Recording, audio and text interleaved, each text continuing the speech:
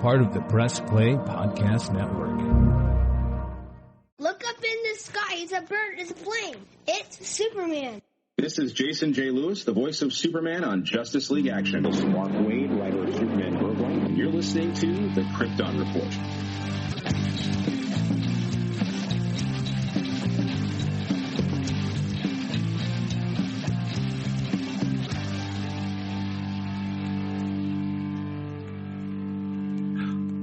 Welcome to the Krypton Report, the All Things Superman podcast. I bet I'm coming in hot. It might be a little loud. You know why? Because that darn cat's been messing with my stuff again. I am your host, Tyler, the Superman of Blue. With me, as always, is the good-looking man, James, the Superman of Red. Welcome, Mr. James Cole. Hey, how's it going? He's like, oh, crap, I'm fighting something here. James, fights crime on... Yeah, sometimes I got to take down some baddies during podcasting times. Yeah, it's crazy. I'm like, James, we're podcasting. Don't fight crime. He's like, no, Tyler, crime never sleeps. Shut up, crime. It's a little James Gunn reference there for anybody who picked up on that. But so, happy belated Father's Day, Mr. Cole. Ah, thank you. You as well. How'd everything go? Hopefully well. I wouldn't say that, unfortunately. It was an interesting day. It was nothing special, and I did most of everything, so. Oh, damn. What are you going to, yeah. What are you going to do? What are you going to do? I got a couple cool things. I got the Superman flying and smiling and carrying Batman like statue from my sister-in-law and her boyfriend, which is awesome. I got from the kids, Junia got me the Wolfman like Miko figure, which is awesome. And then the kids got me Superboy Prime. And then long story short, I accidentally used my mom's credit card and bought myself the DC Multiverse McFarlane Flash, the Grant Gustin one that came out, because I accidentally reserved it using my mom's card because it was stored on my Amazon account. Oopsie. McFarlane what was weird did, is when Grant Gustin? I didn't know that. I must have missed that one somewhere. When it arrived, Amazon sent me the platinum figure. So the unpainted figure. Ah, okay. And I was pissed. Dude, I was pissed. I got on there, hit all the return stuff, bashed the shit out of them. I'm like, I've been waiting on this. And when I pulled it out, it's some ugly-ass unpainted mother trucker. I was mad. Mad. Yeah. But it worked out because I got the new one today. So. Oh, that's good. Yeah, I'm not a real big fan of the unpainted ones. If I was one of those people that had skill and I wanted to customize, especially on some of the Supermans and stuff, it would be different. But I'm not.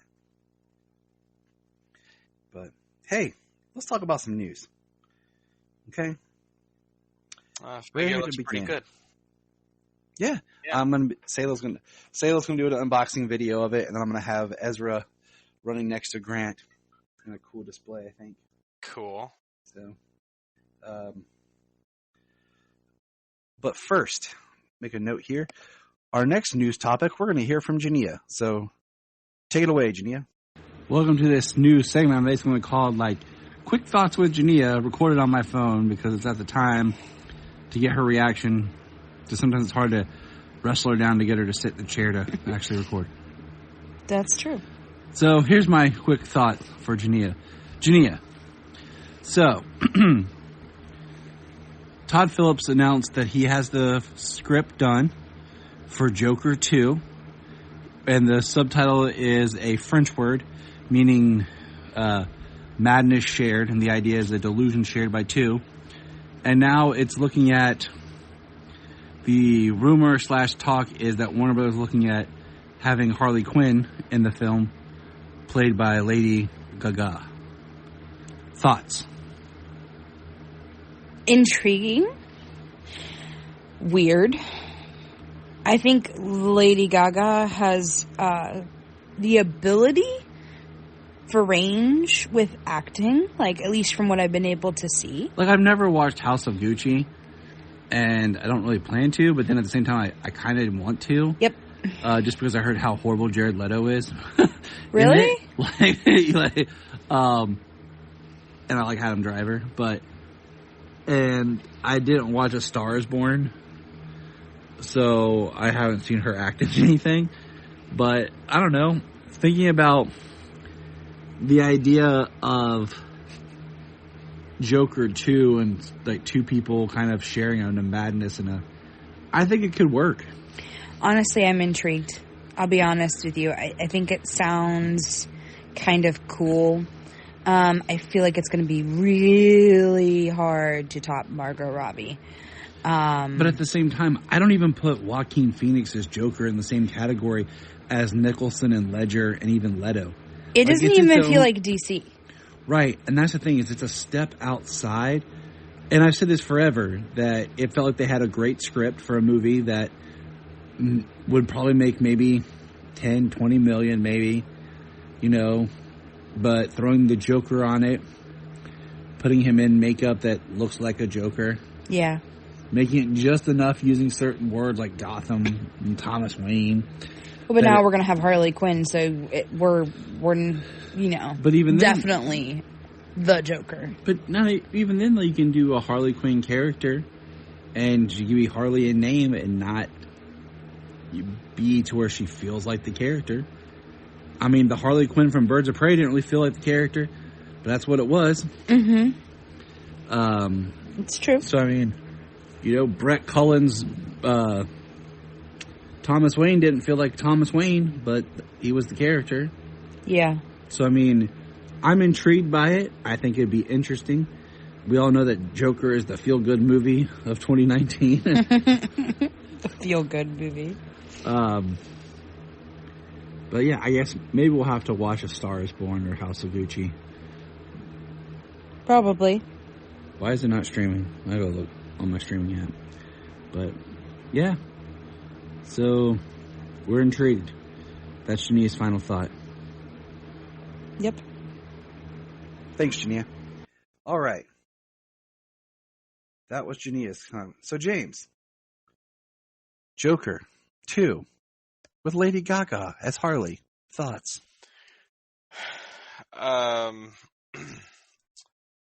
It's so, like I've said before, I like the first one. It was a very well made, well done movie. It was really good, but it wasn't a good movie. It's not a feel good movie.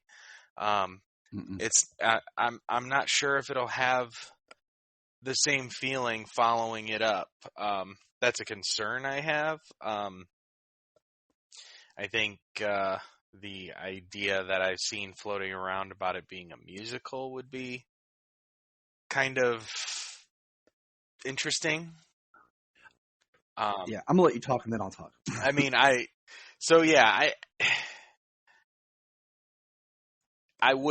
will see it if it gets made. I haven't seen too many. I haven't seen too many of Lady Gaga's performances. That's what me and Jania talked about. We're like, I heard she was great. Great. Great in what, A Star Is Born. Yeah, I heard she House of Gucci. I think that's like it. Yeah, and I know she was on American Horror Story, but that was kind of like an off-the-wall character. So her performance was like it was like she does for stage. You know what I mean? Over the top, and yeah, there was all that. There was all the makeup, all the costumes. You know what I'm saying? And it might be right up her alley to play a character of that sort. You know what I mean? Mm-hmm. But I mean, that's the majority of what I guess I have to say about it at this stage. I mean, that's all there is. It's not like it's not like there's actually been casting or news about. I didn't realize 2013 she was in Machete Kills, which I barely remember. Yeah, I barely remember.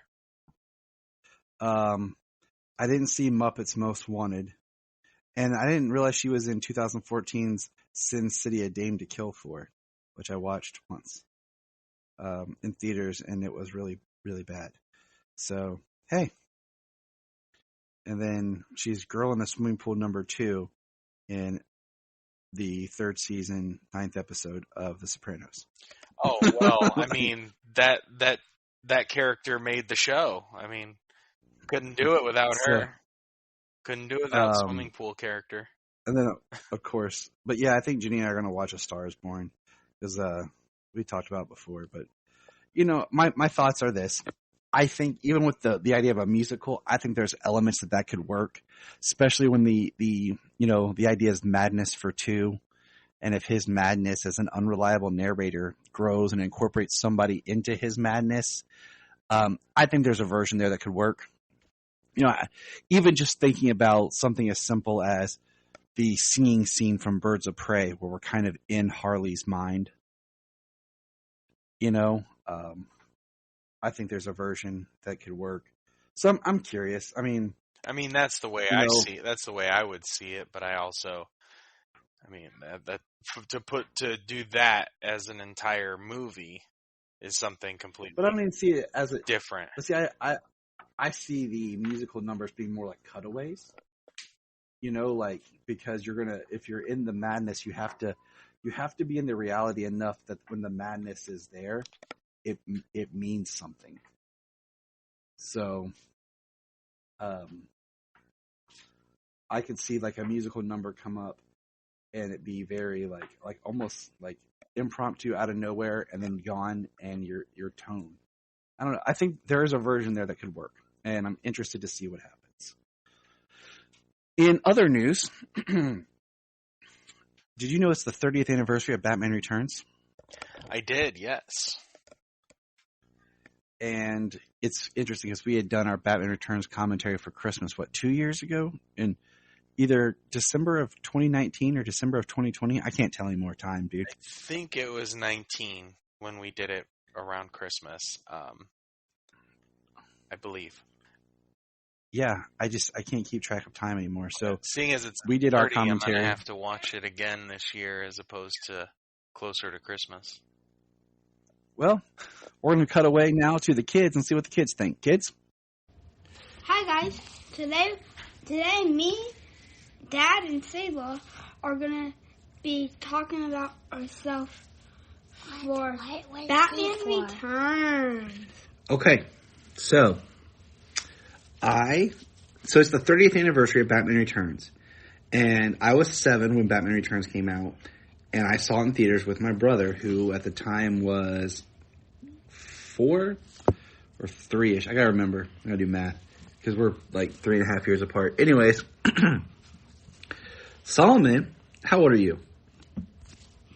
I'm 7 years old. And Sayla, how old are you? You say it all the time. How old are you, girl? 5 years old. 5. Sayla is 5. So I'm just shy. I know. It's just me, you, and Bubby talking.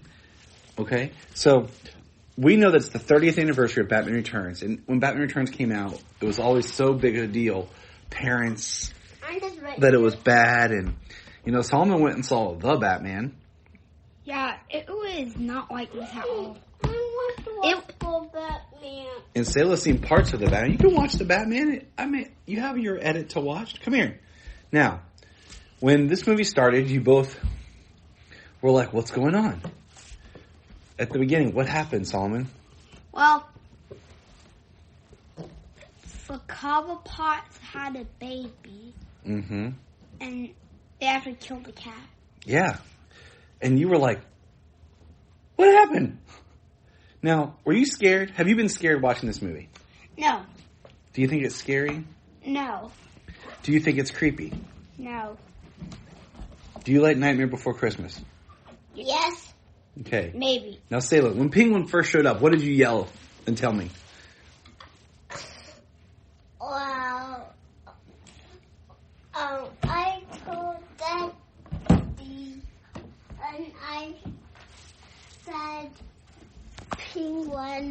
I tell Daddy,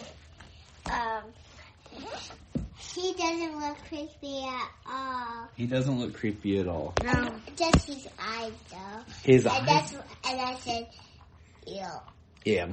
And if you watch it, he was like spitting black goo like out of his mouth. He's like, yeah, and also Catwoman had blood under her whole head floor. Yeah. Yeah. That, for a second, I thought Batman was Ian Malcolm from Jurassic World. I mean, Jurassic Park, not Jurassic But he's World. Falcon from Spider-Man, huh? Yeah. Or not Falcon, Vulture. I know. Horrible dad. But do you think... There is Falcon. But do you think the movie's scary? No. Do you think it's a little creepy at parts? Hello, guys. My name is Paula. So, all right. Paula. For Batman Returns, what do you... Final thoughts, Solomon? I think, it's good for 7-year-olds. What do you think, Selah?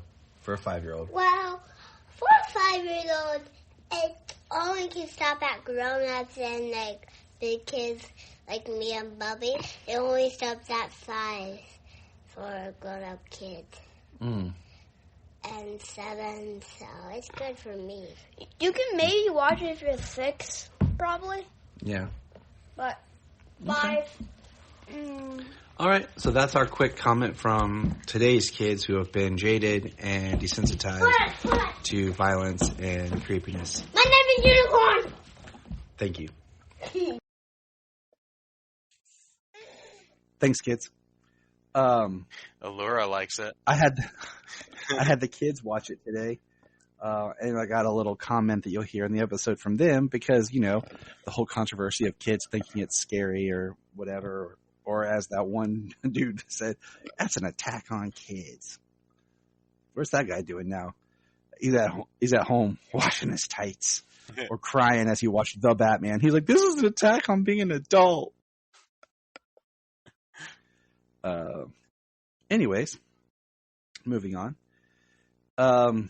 We got some voice casting for the Legion of Zoom. That's right.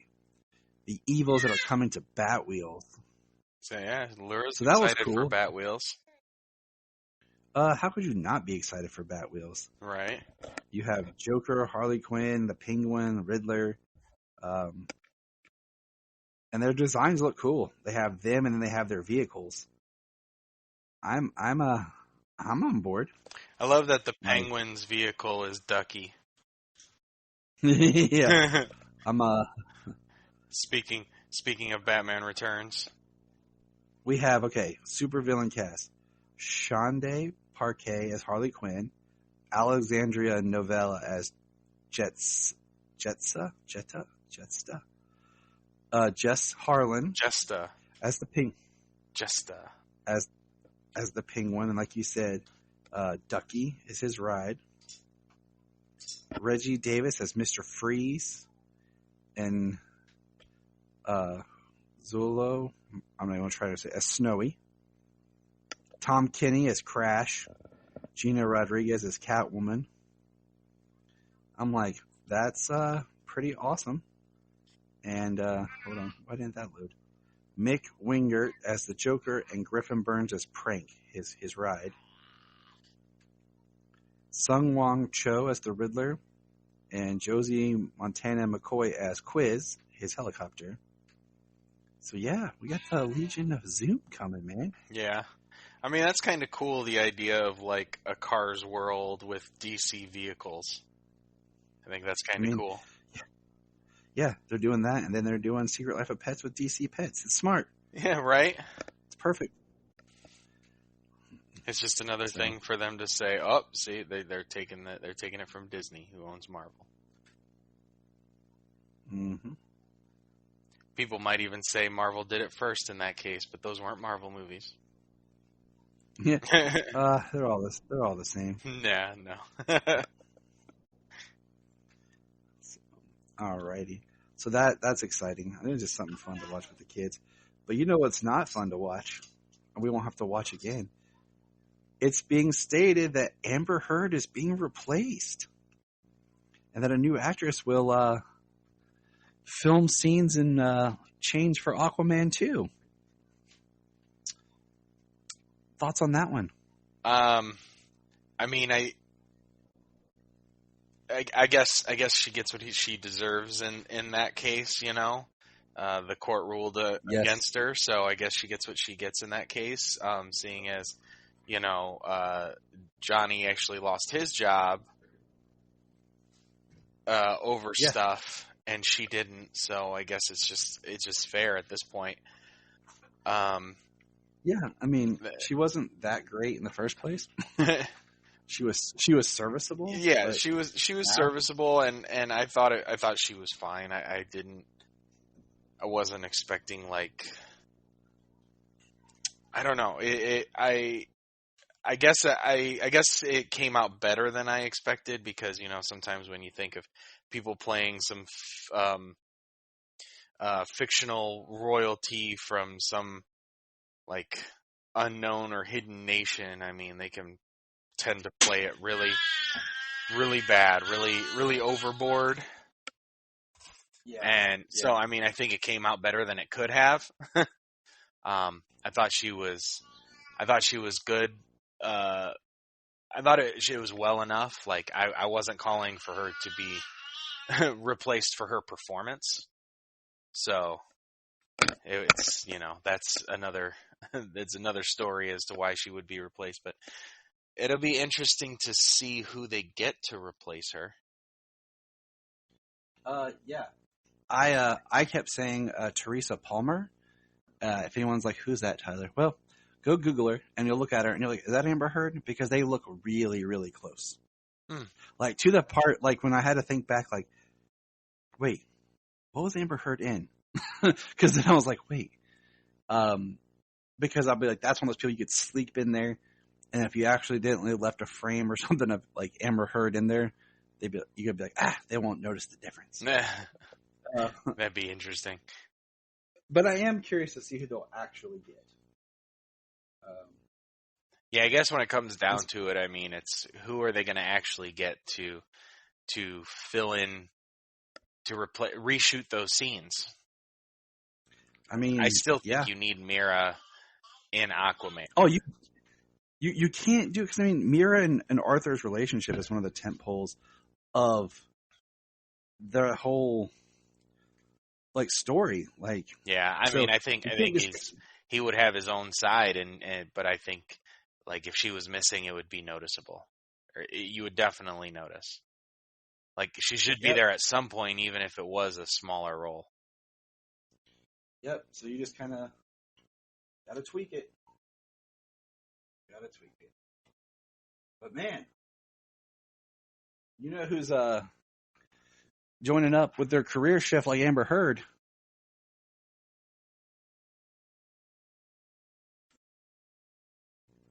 What's that? I said, you know who's shifting their career like Amber Heard is? Who's that? Ezra Miller. Oh, gotcha. Along the same lines. I was like, what are you getting at?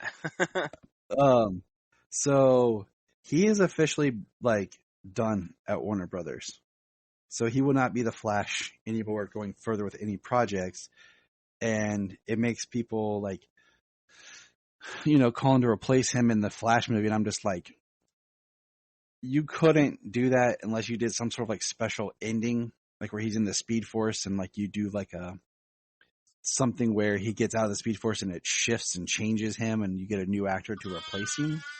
When he, like, something like that. Because, you know, changing a minor character, a secondary character like Mira is one thing, but the main character, who's actually in the movie twice, that's two different versions, is a whole nother ballgame.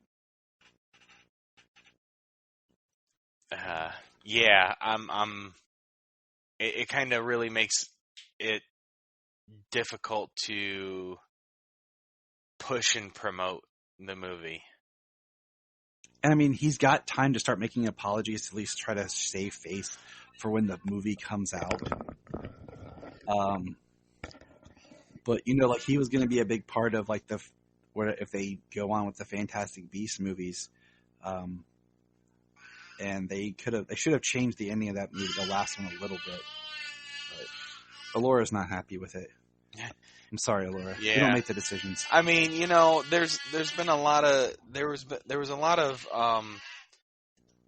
talk. There was a lot of things that were being said, like when the first stuff had come out, and then it kind of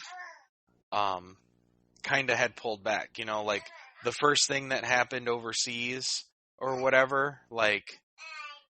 It seemed more like things were taken out of context as opposed to what happened. So that never became an issue. It certainly didn't become a legal issue. And then the first stuff that had happened in Hawaii, there was like the media story, and then like the stuff that had broken afterwards. And things were dropped, and things weren't charged or anything. And then now you've got this issue that's going on now, and it's like it's like, well, like what's really happening? And then there was somebody who come out and said that was not the case, but then people are still pushing towards that. So I mean, and Ezra's not doing anything. Yeah, I mean, like honestly, the best bet he would have is not to get up in front of people and do stuff right now, because, so, I mean, even if people thinks he should clear the air or something, like, honestly, in today's world, that would probably do more harm than good to try and stand up for yourself. Like, you kind of need to let things progress in outside of the public view, because everything is so skewed. Those Yep. things are discussed behind closed doors with lawyers and even perhaps doctors, if like some of the issues that Ezra's been facing is medical or psychological. Like, I think a lot of those matters are taken care of behind closed doors, and the media is just going to run with it how they do. Yeah. In happier news, it's really hard to see what they're going to do with the film, because some of the stuff that's been coming out last is more serious. Yeah. So that's just gonna put a strain on how this movie comes out, really. And we already had such a long way to get there. And what sucks is just like, this was supposed to be kind of Ben Affleck's swan song as Batman, his kind of goodbye to the role. And we were really excited because we're hearing the movie's actually really good. So, in happier news, there was a interview that was given talking with Jensen Ackles, and it was kind of cryptic, but he's working on some sort of secret Batman plan with Greg Berlanti. That's literally all I have, but Batman project. So, well, he's been floating around and expressing interest in Batman projects for a long, long time. He was Red Hood, and he does voice Batman in the current DC continuity. So, and I'm looking forward to his next performance in that as well. And the last bit of news is sad. Artist Tim Sale has passed away. Tim Sale, we had covered a few years back, Superman for All Season. Last year. As well. Last year. Right? Yeah. We had covered it last year, a year before, because we broke it up for the 4 seasons over 2020. And 2020, he is one of the two. I think it was 2020 into 2021. Yeah. Might have been. So, yeah. He most probably famously for the artwork for The Long Halloween. And that book will go on and live, I think, in comics infamy. And he'll always have that. And he was a very talented, unique artist. and we had the opportunity to meet him last year in Cincinnati. He was going to be here, and he actually canceled his appearance. So did not get to meet him as I had planned. So. Oh, well, that's sad. Yeah, it is. So Tim Sale, you will be greatly missed, and thank you for your art and contributions. We're going to take a quick break, and we'll be back to talk about something else. And we're back. James, I know I gave you an assignment this week. I'm sorry if it labored you, but honestly, it was the laboring part was just fitting it in. Just you getting that extra time to do it, to watch it. Because when it comes down to it, it wasn't all bad. It's not. So what we talked about is James and I were like, okay, what are we going to kind of? After talking on Digging for Kryptonite, I discussed Lex Luthor Sherman Howard from Superboy, and James and I were talking, and I was like, let's talk a couple Superboy episodes, because we had talked Superboy a little bit back when we did our pilot season episode of, season 1. But the thing about Superboy is it kind of reinvented itself. Season 1, you have John James Newton as Clark / Superman, or Superboy, sorry. And you have a different supporting cast. And then season 2, everybody's gone but Lana. And you have Gerard Christopher now as Clark. And we have a new supporting cast. And I just finished season 2. And I started the first episode of season 3 because Sam Rizzo said that season 3 is the best.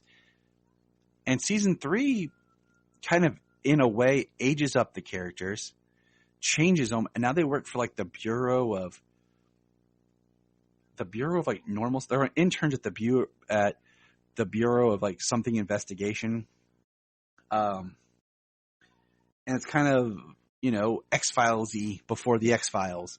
And they changed the name of the show to The Adventures of Superboy, compared to before it's just Superboy. So it's a very uniquely weird show.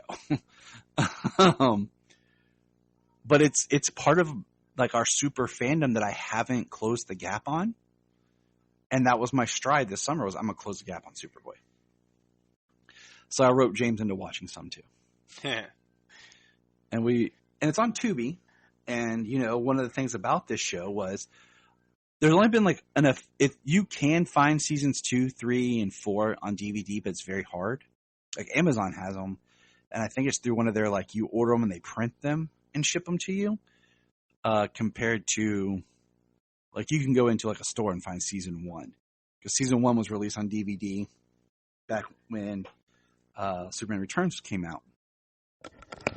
And the show's never been in reruns. You know that? Really? Yeah. I must have seen some of it when it was on TV back when I was really young, because I remember seeing a little bit on TV. Yeah. I mean, because, the story is that the Salkinds had the rights, kind of. They sold the rights for Superman to canon, but they still had the rights to the characters. So they decided to do Superboy. But then, Warner DC was cleaning up house. They wanted to do their own thing, which would be Lois and Clark. And so basically they had a rights in their contract that they could at any time nullify the rights from the Salkinds, and they enforced that clause. Superboy did 100 episodes, which is interesting because they did more episodes than Lois and Clark. And did you know that Gerard Christopher was the number 1 choice to be Clark and was going to be cast in Lois and Clark till they actually looked at his resume and saw that he was Superboy and then nullified it? Oh, wow. Like that's too much crossover. Can't play Superman when you were Superboy. And do you know that Gerard Christopher was the oldest actor to ever play Superman, Superboy? Like, he was 30 when he premiered as Superboy. Older than how old Cavill, Brandon Routh, and everybody was when they were Superman. Yeah, older than Christopher Reeve. Yeah. So, some cool tidbits before we dive in here, but it always cracks me up because they're like, Superboy. I'm just like, yeah, that's right, boy. Like, when do you, like, I've said before, I've never been a fan of you're Superman, or you're like Superboy. You're the same thing. Then one day you just wake up. You know what? Today I'm a man. I am Superman, not boy anymore. Right. Like, I have graduated from college. I am now. I want to be a man now. Your voice is still cracking, Clark. You're still Superboy. I hate you. I'm going to my room. You're 30 years old, Clark. It's time you became a man. But hey, so we watched. Which all episodes did you watch? We'll make sure you watched the correct ones. Well, I watched 1, 2, and 3. Yes, Season good. 1. With this ring, good. With this ring, either you kill, Lex Luthor sentenced to death, and Metallo. Correct? No. Apparently I watched the wrong season. Which season did you watch? 1. But we were doing season 2. I didn't know that. That's okay. Well, oh well. It was a miscommunication, misunderstanding. Yeah, because I wanted you to see Lex, and I wanted you to see Gerard from season 2, so that you could compare what we had seen. But hey, From what we had seen in season 1. Yeah. So James, I had watched take us season in. 1 because I haven't watched the show yet. Well, tell us about. Give us the summary for the first episode. Take it away, James. Okay. Well, the first episode is the Jewel of the Tekakal, and Which was technically not the pilot episode. The pilot was supposed to be Countdown to Nowhere, but they broadcast it 5th. Why? Who knows? Interesting. Normally pilots are shot at a kind of a different time to get something off the ground first. This was a weird where they just sent it to order and made the show. It was weird back then, James, before our time. Right. So Lana's father is an archaeologist, and he brings a jewel back to what's the name of the school, the museum. Anyways, he brings it back, and he's like cursed, and the jewel is he's dying, and Lex tries to steal it, and Superboy stops him and saves it and returns it to the temple and saves Lana's father. So, James, what did you think of our Lana Lang? Hi, Jane. Hello. Sayla had to say hi. She came down. I'm 5 years old now. Oh, you're 5 now. Now she's back to bed. So what do you think about Lana? Like we started this conversation the other day on our chat feed, but what do you think about Lana? I mean, she's all right.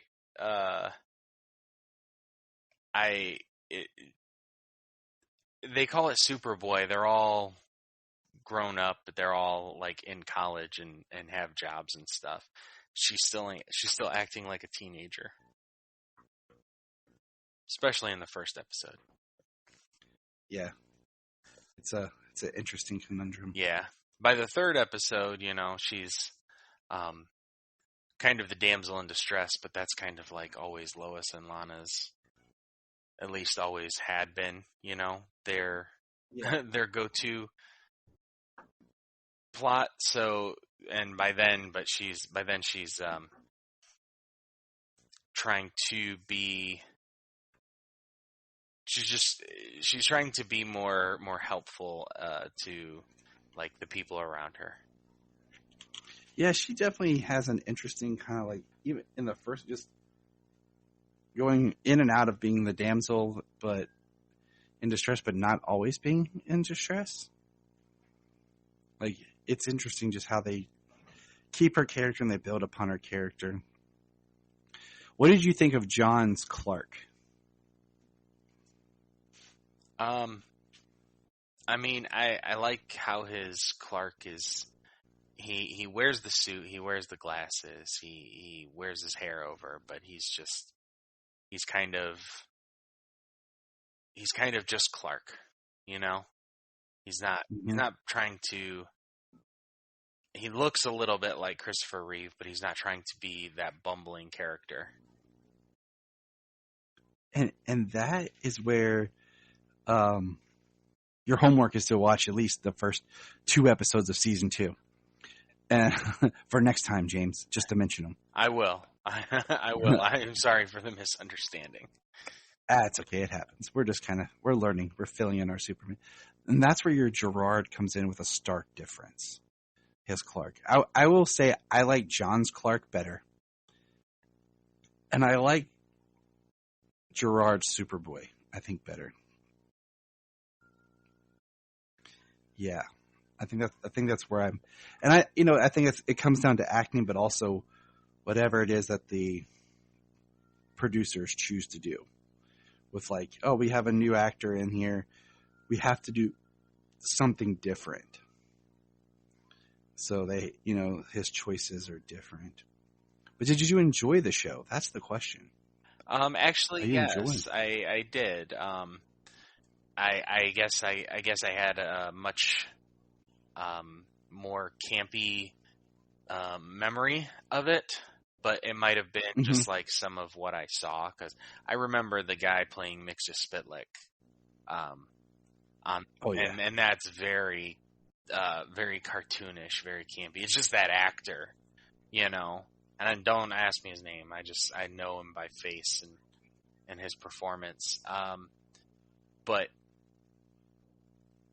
I think I had more of a campy, just like bad 80s TV feel when I remembered it. But, I mean, and I certainly got a little bit of that coming through, especially with the way Lex acted in the first episode. But the second episode being the family, him rescuing a crime boss, and like kind of seeing his daughter, and then the third episode with the old man who is just having PTSD problems, PTSD from World War II. So it was the content of it actually surprised me. What I find interesting is, as I watch through this show, this is actually a show that got a lot more comic creators that wrote scripts or pitched or worked on the show. You'll see names come up. You're like, oh, wow. So I find that very interesting, that it actually had more comics people involved in it compared to a lot of the, previous... Schuster College. How did I forget Schuster? I don't know. I didn't want to say anything because I just didn't want to smack you in the face. But I deserved it. Schuster. That's what it was. I'm sitting here like, what the heck was it? They go to Schuster, that there's like the Siegel Center. And there's the Siegel Center, yeah. So I knew it was I knew it was something that I should have known. So we plan on it's going to be hard to have a conversation here, but we plan on just kind of incorporating some Superboy, I think, over the summer into our episodes. Maybe we'll kind of, do an episode here. And we want to bring back, as soon as I purchase my Blu-rays, the Legion series that we had to abandon because DC Universe abandoned us. Unfortunately, yes. I have my Legion waiting. I have my Legion Blu-ray sitting and waiting. I'm just kind of like on a big want to watch Superboy because I don't know how long it will last on Tubi. And it's not one of those shows that it'll probably pop up on some other streamer, Right. Unless HBO Max does do it, because It'd be nice if they got the show yeah, it would be. I mean, the show was kind of lost until it came on DC Universe, and that was one of the things I liked was it had that and it had the Adventures of Superman. The Adventures of Superman is not streaming anywhere, so. And that's when people are like, oh, HBO Max has the same stuff. No, because one of the awesome things about DC Universe was all the back stuff. Oh, yeah, it had a lot of stuff. I mean, it had a lot of stuff that is almost nowhere. Like, it had pilots that you can't see. Yeah. It had... cartoons that aren't showing even up Lois, anywhere. Cartoons that aren't there. Even Lois and Clark wasn't on HBO Max for a while. So don't tell me that for a while because it's not. No, they only brought over the big ones right away. Yeah, the ones that you would expect. So, but I think it's time. James, we'll talk more Superboy later. But it's time to talk some comics. You ready for some comics? I am ready for some comics. I have Son of Kal-El, Dark Knights of Steel, and Flashpoint Beyond. All right. Sounds great. I know you read Dark Crisis, so you can dive into that if you want. Yeah, I did. I have not read that yet. Heck no. We'll do Dark Crisis as when... I think I'm going to just hold off on Dark Crisis until it's done. And then kind of talk about it. Because I feel like it's one of those that I'm going to have issues with trying to go issue by issue. Yeah. Like Dark Knights of Steel, we have trouble not talking about it. Yeah. And like it's I mean, we waited and did 6 issues. We did 1, then we did issues 2, 3, 4, 5, and 6. And then we did issue 7. So I think we did 3 issues, and then we waited a couple of months, and we did all of them again. Well, we have 7 now, so you just want to get into 7? Yeah, we can get into 7. Can we just say that my comic book dude is upsetting me because I always get boards for all my comics, and for a while there, he was automatically, giving them to me when he'd already be there, and now I have to remind him, and sometimes he'll ring me up and they're not in there, and I'm just like, dude, seriously, why put it in a bag if I'm not getting a board? Right. Well, yeah, I mean, I kind of changed where I get my books from because they do subscriptions. If you do 5 or more ongoing, they'll give you 10% off. Plus, they'll give you a bag and a board for each. So I'm like, right? That's usually how can I pass what he up does. that deal when that's not what I was getting before? I know, man. He's just slacking and it's pissing me off. So, enough about me. Let's talk about Dark Knights of Steel that has an awesome cover of Batman riding a dragon. Who we find out later on in the issue is actually Beast Boy, because he turns into a dragon. Beast Boy. So, spoiler alert. On the way. Of a book we're going to spoil. Yeah, let's spoil the crap out of this thing. Let's go. It's kind of cool. Open up, and we've got Lara, Cal, and Zala, right? Zala. Yeah. Flying as if they're going to fight, and their eyes start glowing red, and then they look demonic, and they start burning down. A village or a kingdom. You see Zala killing Wonder Woman and the horse. Batman fighting Lara calling him a bastard. That I'm their sure he's been world is called that a theirs to rule. And he says, "Please, brother." And he says, They say there will be no challengers, and they all three incinerate Batman. But wait, it's just a nightmare, Yeah, that's an epic, intense nightmare. right? Bruce wakes up in the Kent's bed. They're the ones who found him in the field and took him in at the end of last issue. Dude, I love the Kents. Yeah, Jonathan and Martha. Like, the only thing that bums me out is like that they're not interacting with Superman, but Right. I love it. But I kind of like how they are very much the same characters, you know? They're taking in all of these strays, and they are still teaching their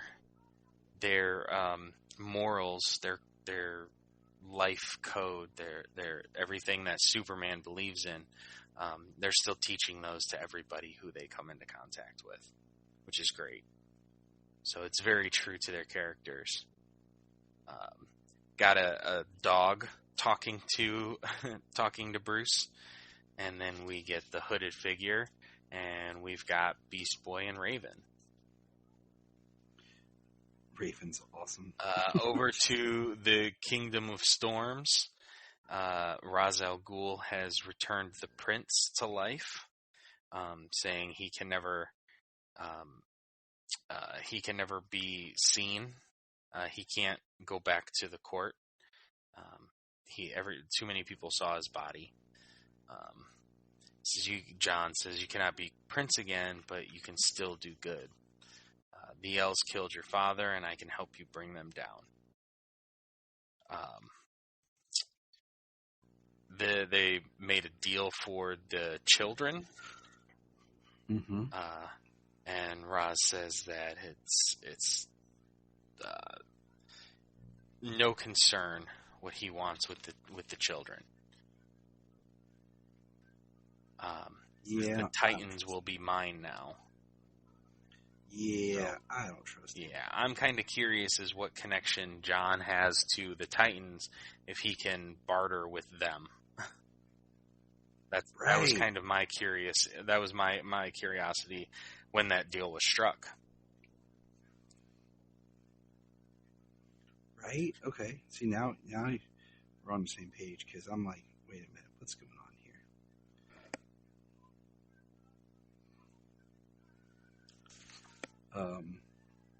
here? I do like that we have them coming for the Titans, and Batman he's going to go out there and fight for them, and they're like, you literally were the one trying to kill us before, and now all of a sudden you're on our side. Yeah.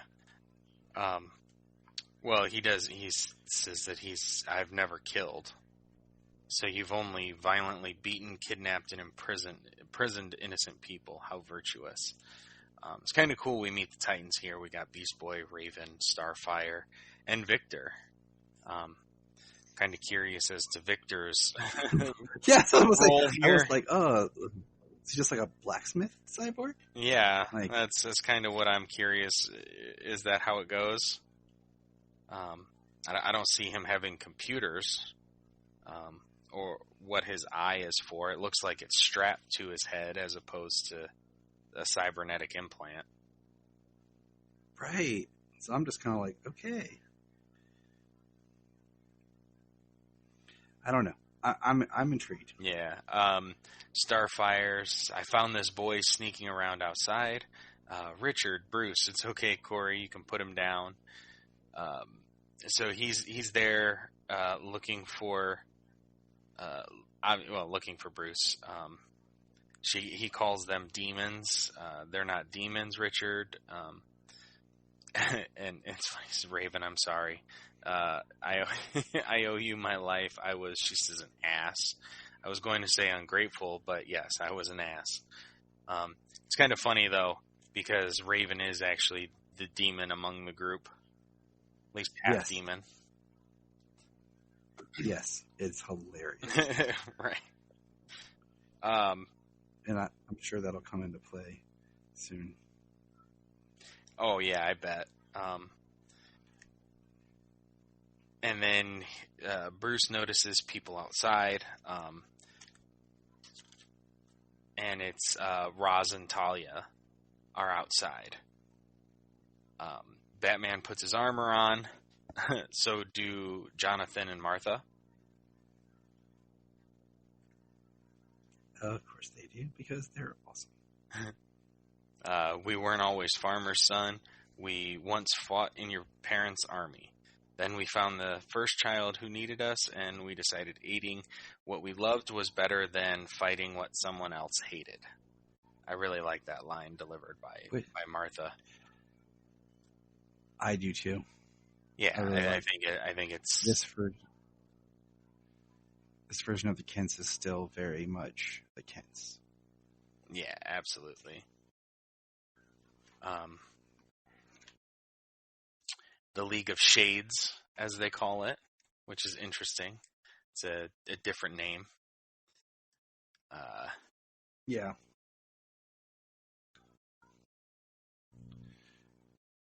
And what do you think about this whole concept? I think we barely touched on it before about, he is the demon's head because he is connected to Etrigan. Right. I mean, that's certainly a very dangerous combination.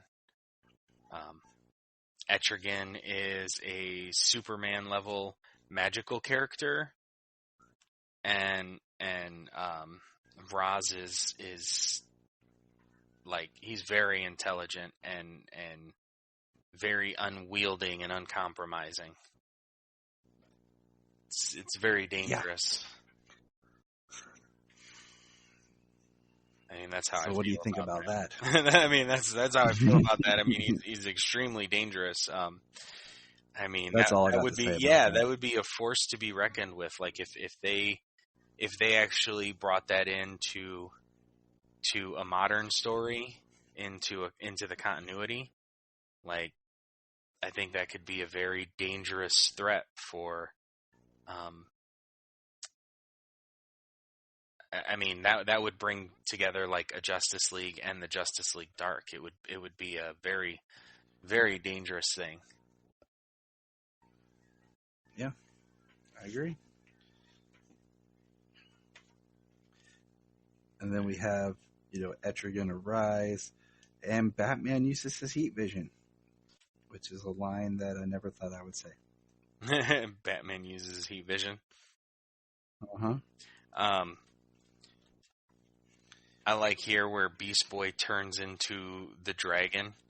He says, "Thank you, Beast Boy, but I don't think assassins and a demon are going to be too troubled by a dog." He says, "Sure, but I can turn into any animal I've ever seen, and believe me, I've seen some."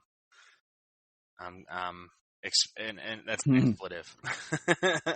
I seen some expletive adult word. Yeah, right. Yeah, we try to keep it clean, people. I think we've said it before, but Yeah, we've slipped up here. It happens. We're not once in a while. Yeah, and then you got a nice page of basically the Titans. So you got 2 pages, one with a large panel on top and then a small panel on bottom. And the next page, a small panel on top and a large panel on the bottom. And you got Bruce leading the Titans against the League of Shades, which is just fun and awesome.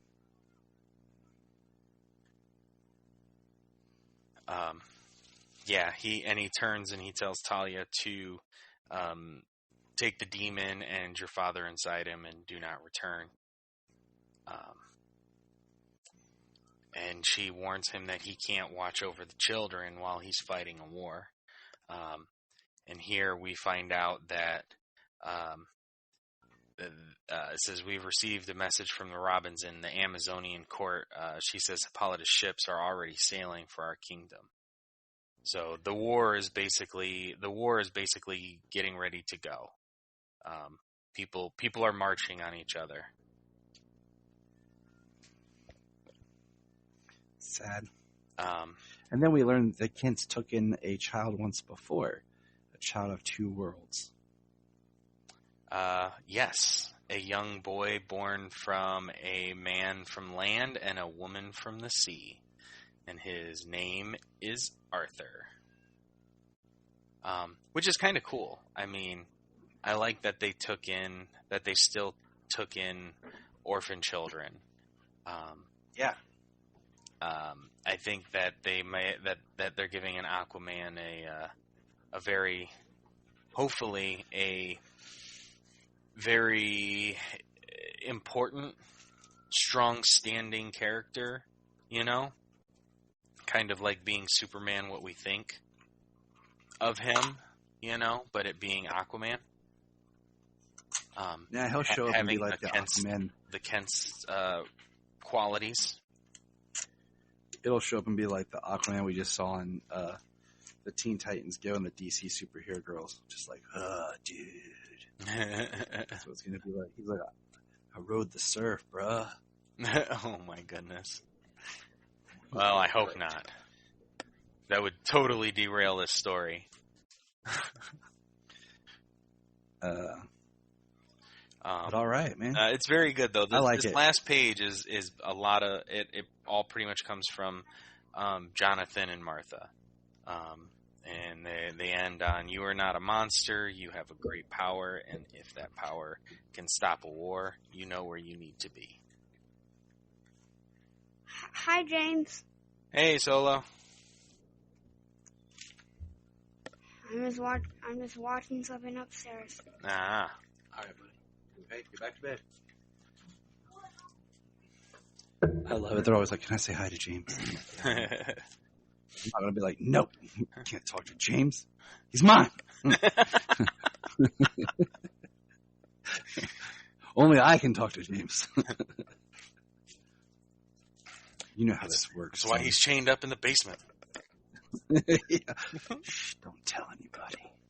Help me. Broadcasting from the basement is James. Hey guys. All right. Let's Clang. keep this wagon. Let's keep this wagon train a moving. We got. Want to just do? We'll stick with Tom Taylor here. Superman, son of Kal-El 12. Yeah. Which I found, I actually really like this issue. And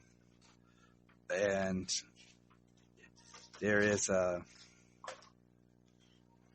sometimes like you read comics, oh, that was okay. And sometimes you read one, you're like, man, that was awesome. And I feel like this was one that kind of fell into that latter category. Oh, yeah? I mean, I think so, too. I mean, I've been such a fan of Taylor's writing for so long now. Like, sometimes there's just an issue that comes out, and you're like, "Man, that was good." Because like, yeah, you're like, I really wish. Yeah, I get to the point where I'm just like, man, I kind of wish there was more. Right? You're just like, I think that was it. Crap. So. Well, I need to get the Volume 1 trade for Superman, Son of Kal-El. Yeah. There's just some that I like reading more in trade, I'll be honest. Like, I like getting the individual issues, but I like pulling out the trade and just sitting down and feeling like I'm getting a longer story. Yeah. A complete story. Like, you don't have to switch issues. It's like watching a show. There's always a opening credits and an end credits. Yeah. That's why I like the marathon play on my Dragon Ball Z DVDs.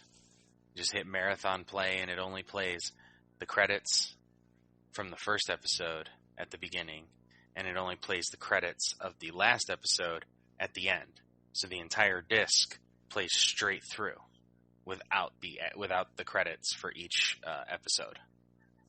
What is that, like 10 minutes? Next time on Dragon Ball Z. I mean, 10 minutes for each set of credits, yes.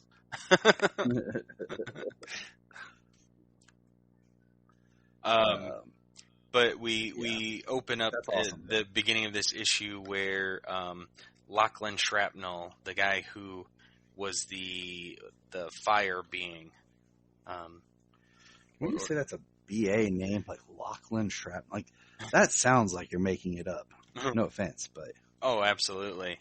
But he's the guy who generates fire, and he was controlled. He was being mind controlled by Bendix, and and Superman is returning him to his family, and he hears the deet deet deet, and it's the signal watch. And signal watches are only supposed to be used in case of emergency.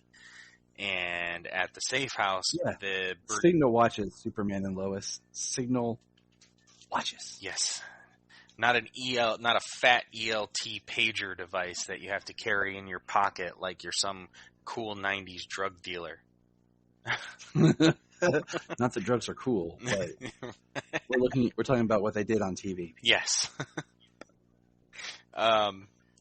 And at the safe house, the Kents, Lois, and Batman are, worried. Of course, Batman he's not worried. It's not getting through to the safe house.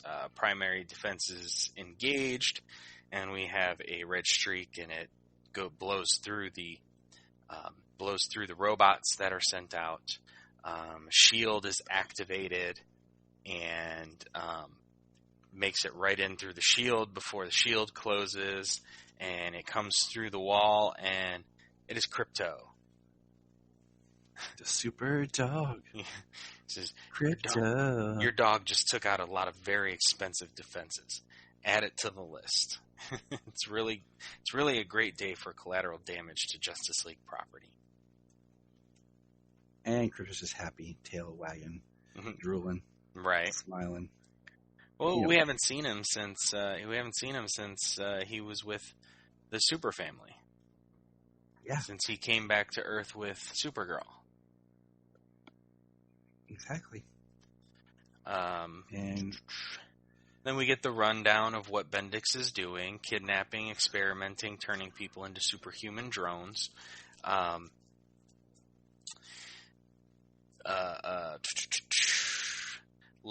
They say Lex is working with Bendix. Lex won't willingly give up any information.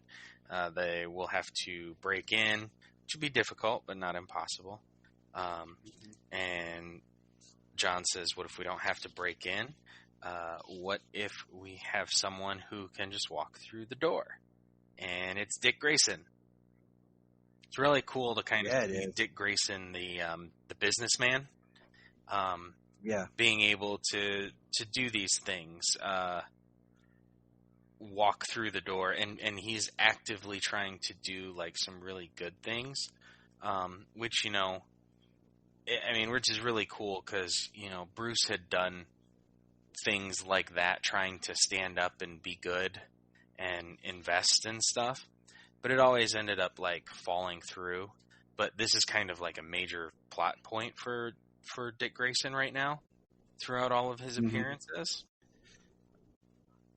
Yes, it is. So it's really cool to see him being, instead of being Nightwing, Dick being the face of this thing, the Alfred Pennyworth Foundation, using to help improve cities' infrastructures for to cut down on crime and to help and benefit more people. Because that's what heroes do. That is what heroes do. Lex discusses, because his life had been threatened once, somebody tried to kill him. Lex discusses having some protection, being rich and in the spotlight. Lex says he can sympathize. He's had people like that in his way. Dick Grayson brings up The Rising.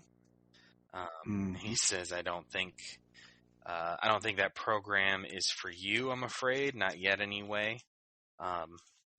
He said, I can recommend some more conventional protection, but let's get back to making better cities, shall we? And then we find out that or we see that Dick planted a bug in Lex's office, and they're concerned about it finding it the next day. That thinks that Lex is too smart not to have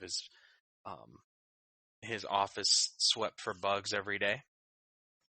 And Dick says that they'll use it for the day, and it will self-destruct. It'll remotely turn to dust overnight. That's pretty awesome. I'm gonna lie. Right. Jay says Luther called Bendix 5 minutes after you left, and they're still talking. Curious as to know how he knew about the Rising. He says billionaires like to show off. I'm sure someone in our circles was boasting to Grayson. Which is a really cool, statement if you think about the fact that, they're kind of just, oh, okay, that makes sense. Kind of shuffling it off, oh, that makes sense. Right. They can kind of do and hear and see things that they want to see. Right. It's really interesting. And then we get Bendix. My forces are ready. And the senator will do exactly what we need him to do tomorrow. What senator? It's Senator Henderson. Superman is here for you. He wants to see you. He's in the lobby. Senator comes out to meet him and talk with him. He's got Jay there, from the Truth. From the Truth. They don't know it's Jay, but it's the reporter from the Truth. It's such a weird mask and the hoodie. I'm sorry, dude. That's not your everyday blend-in hoodie. That thing's gonna pop. Yeah, absolutely. He couldn't wear it. He couldn't wear it if he wasn't trying to be the reporter he is. It would stand out, above the crowd, even if he's got to shout out loud. Even if I gotta shout out loud. Tonight is the only thing you'll see. Gonna stand out. So you know it's me. So you know. It's right. Little power line for everybody. Right.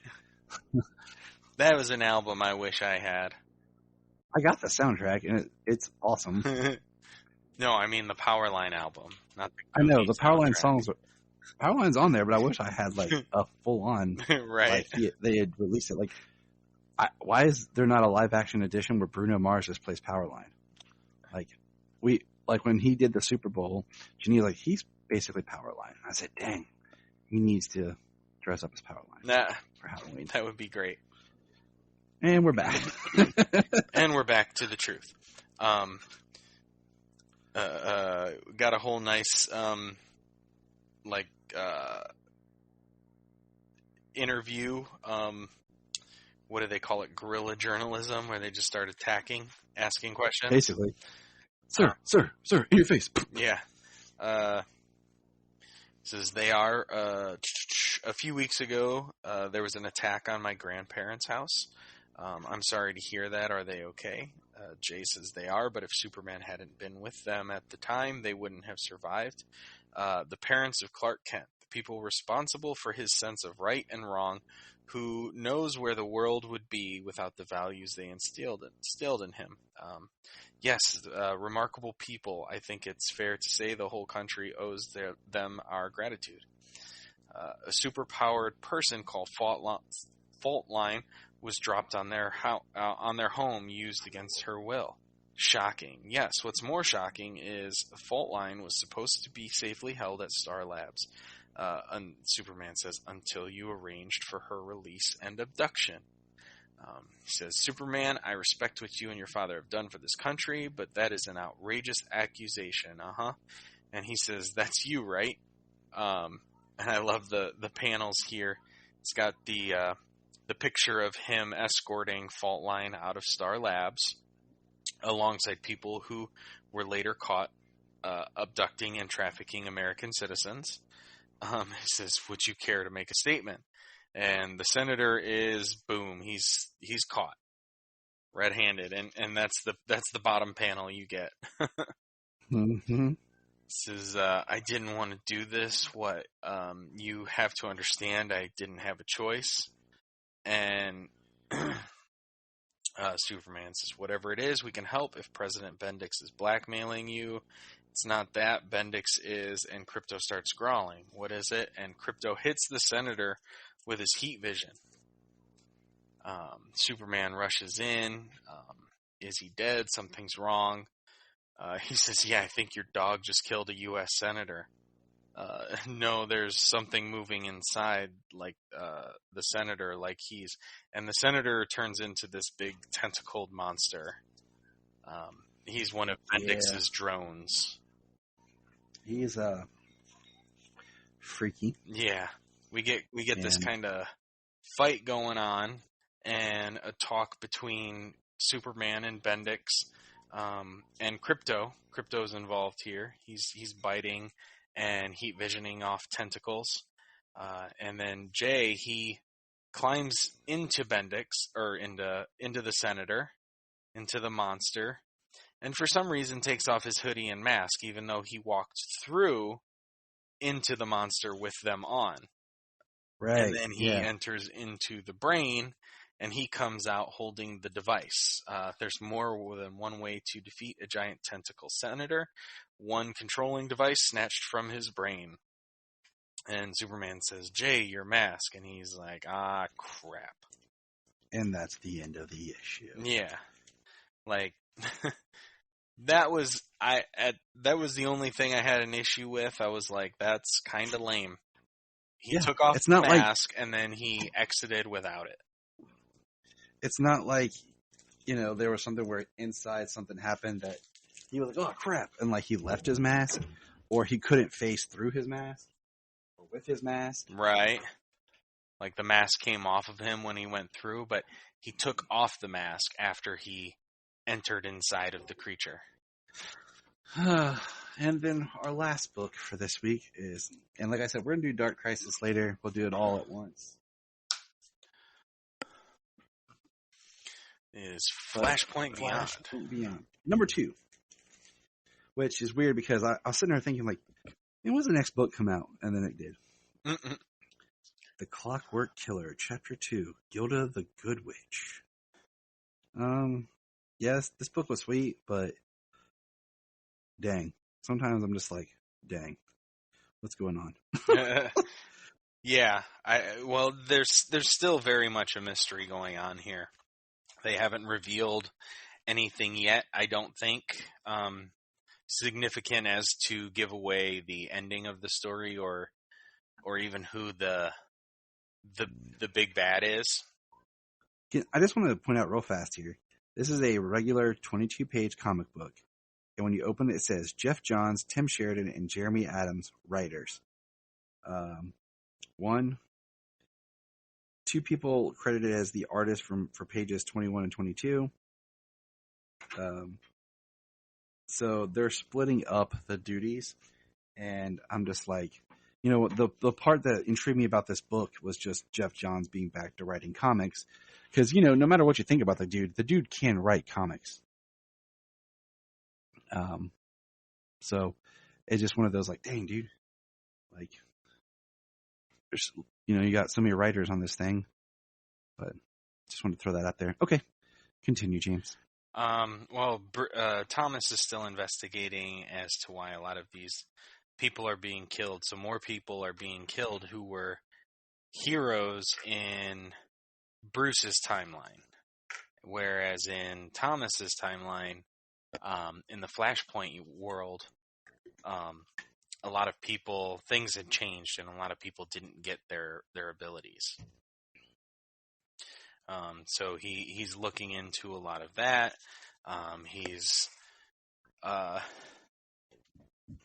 They're discussing the Dent boy, him and Penguin.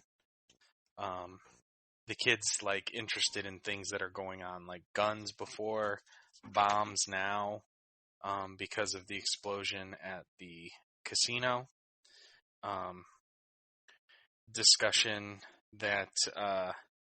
discussion with, which is actually really interesting here. The person, and I didn't see this before now. The the detective that Thomas is talking to looks like one of Falcone's family members, the big lady from The Long Halloween. Sophia Gigante? Yeah. That's who the detective looks like. I wonder if that's her. Interesting. I just noticed it in the the bottom Hangman panel. Killer from Dark Victory. Oops, spoilers. Because, okay, side note, I did rewatch Long Halloween not too long ago. I can't tell if she was supposed to die in that animated film or not, because they need to do Dark Victory. Anyways, continue. They do, and I can't wait to watch it as a whole. I can't wait to watch the movie for part 1 and part 2 together. Yeah. But she says that he said he came to Hyper Time to take refuge from a dark crisis. So he's speaking nonsense. She says he also told me that Bruce Wayne was supposed to be Batman. And he's talking about Psycho Pirate, the man who remembers everything from crisis to crisis. Kind of no wonder he kind of goes crazy. Mm-hmm. Yeah. And it's crazy what happens to him here. Yeah, Thomas walks into his cell at Arkham to find him hanging. And then we hear from some of the other people around. He has something on his wall, says, "I don't think I'm the real Roger Hayden." So he says, "What does that mean?" That's the thing is with this story so far. Each issue just like raises more opens questions. The mystery. Yeah, just builds the mystery because it doesn't really give you any answers. And that's where I'm not concerned, but I'm like, I feel like Jeff Johns does a really good job compared to some writers who start this process, and then when we get to the final book, it's like mad scramble to answer questions that they didn't have answers to begin with. It's just like the payoff either is just like a bunch of splash pages and no real great conclusion of definitiveness, and we're just like, oh, okay. So that's where we're going with. So Thomas comes upon Mrs. Dent's cell. She says, "I can't believe Harvey never saw it. You're Dr. Thomas Wayne." It's kind of interesting that she sees that she found out who he is, not through, or just through deductive reasoning. Mm-hmm. Seeing him face to face and deductive reasoning, she finds out that he's Thomas Wayne. He gives her a Wayne Casino token, which is scratched up on the other side. Interesting, right? Yeah. Kind of getting a Two-Face foreshadow here of Mrs. Dent. Which was pretty cool.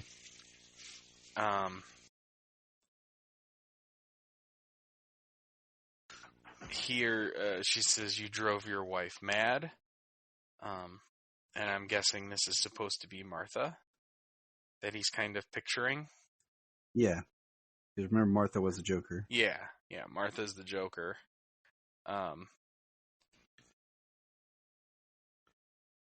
But, and she says, "You were always a bad father," which kind of if you followed what Thomas has done since he was brought back, like what Tom King did with him and stuff, Thomas is a bad person. Yeah, he's not a good, he's not Bruce. He is not good in any way.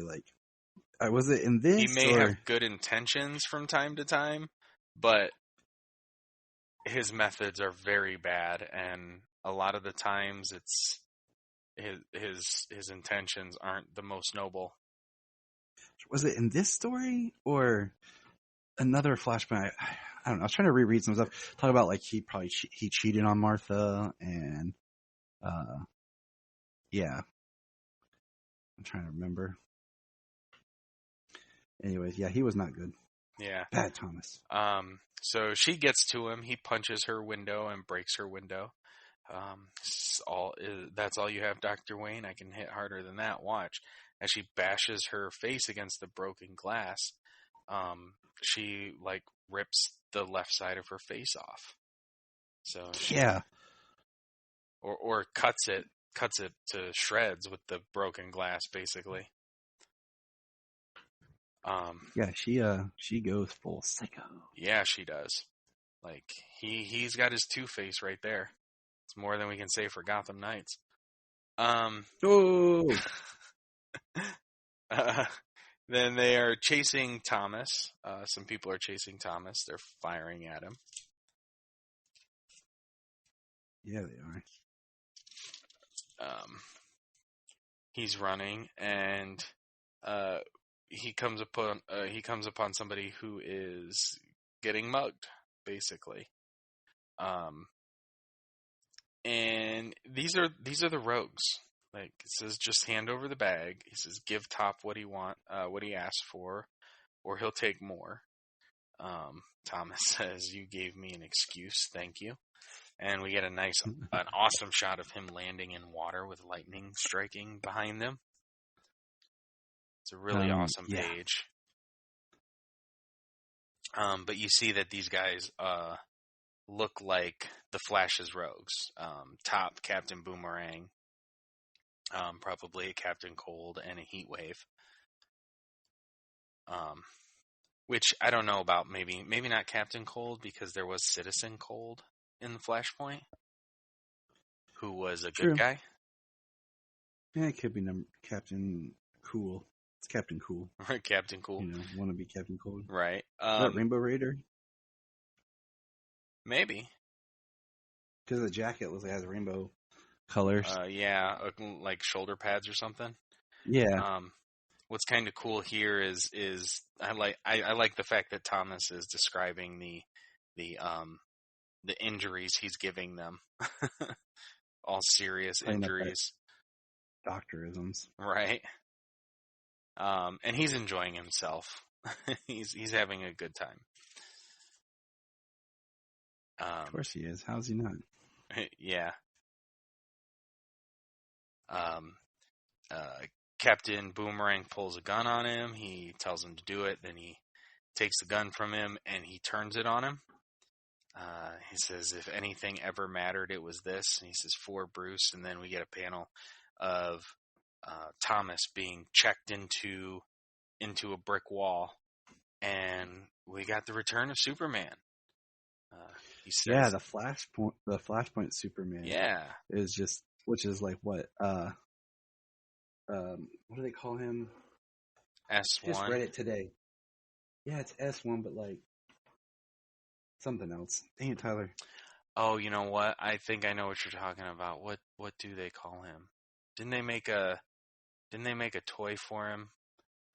Didn't McFarlane make a toy for him? And it had the name on it? They didn't make I'm pretty sure they didn't make a toy for him yet. Because if I don't know. But yeah, it's like, he says, I heard you, you're wrong, everything matters.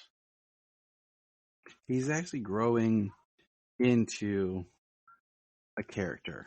Yeah, he's actually, he's growing into a character as well as he's physically growing.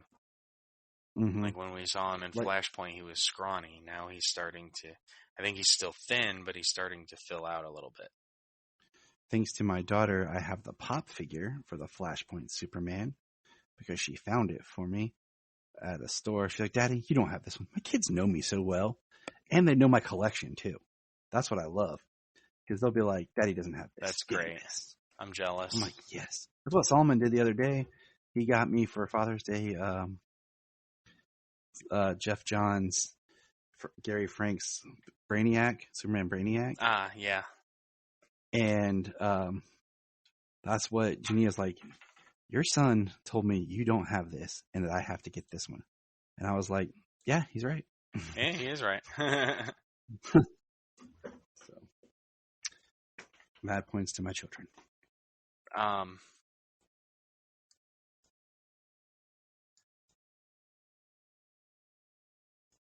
Sorry, tangent. Yeah. Superman. And then at the end, we have Davy Crockett and Bruce talking again. Yes, Davy they're Crockett discussing kid. the snow globe. The Davy Crockett kid that we have no idea who he is.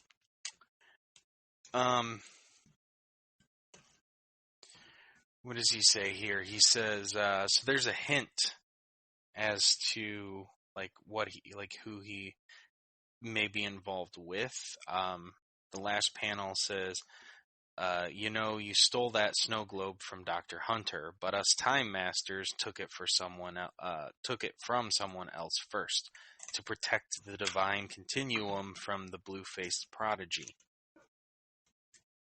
So the blue-faced prodigy would be what, Dr. Manhattan? Maybe.